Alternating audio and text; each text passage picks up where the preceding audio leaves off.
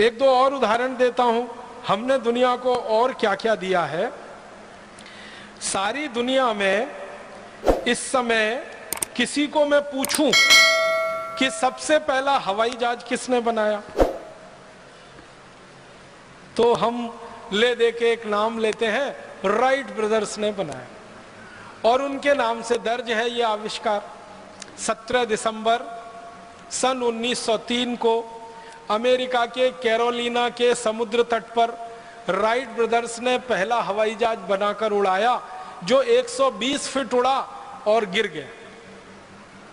और उसके बाद फिर आगे हवाई जहाज की कहानी शुरू होती है।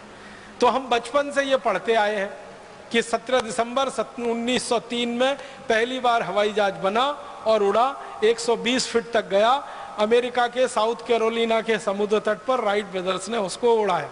लेकिन अभी दस्तावेज मिले हैं और वो ये बताते हैं कि 1903 से कई साल पहले सन 1895 में हमारे देश के एक बहुत बड़े विमान वैज्ञानिक ने हवाई जहाज बनाया और मुंबई की चौपाटी के समुद्र तट पर उड़ाया, और वो 1500 फीट ऊपर उड़ा और उसके बाद नीचे गिरा। जिस भारतीय वैज्ञानिक ने यह करामात की, उनका नाम था शिवकर बापूजी तलपदे। मराठी व्यक्ति थे। अगर आप मुंबई से परिचित हो तो मुंबई में एक छोटा सा इलाका है, उसको चीरा बाजार कहते हैं, वहां उनका जन्म हुआ और पढ़ाई लिखाई की।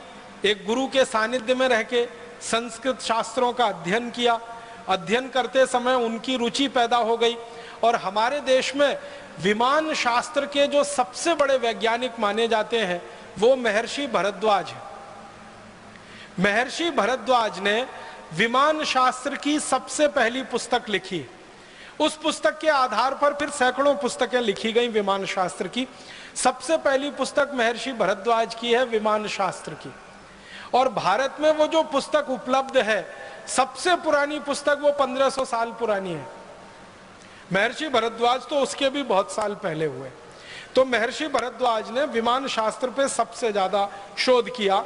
ये जो शिवकर बापूजी तलपदे थे, इनके हाथ में महर्षि भरद्वाज की वो पुस्तक लग गई, विमान शास्त्र। उस पुस्तक को आद्योपांत उन्होंने पढ़ा।